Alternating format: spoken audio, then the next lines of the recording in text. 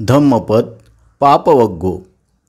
पापोपि पश्यति भद्रं याव पापं न पच्यति यदा च पच्यति पापं अथ पापो पापानि पश्यति।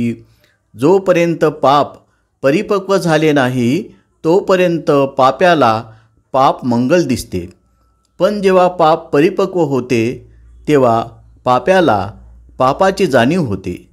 भद्रोपि पश्यति पापं याव भद्रं न पच्यति यदा च पच्यति भद्रं अथ भद्रो भद्राणि पश्यति।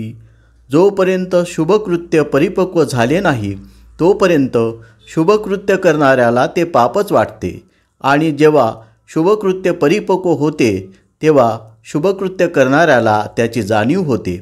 अर्थकथा। अनाथ पिंडकाने मोठ्या उदारमनाने संघाला आधार दिला, त्यात त्याने आपल्या संपत्तीचा बराच मोठा भाग गमावला।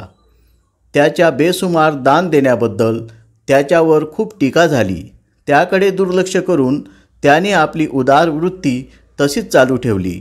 त्याच्या उदारतेचे कौतुक करून बुद्धाने चांगल्या आणि वाईट परिणाम दाखवण्यासाठी वरील दोन्ही गाथा उच्चारल्या।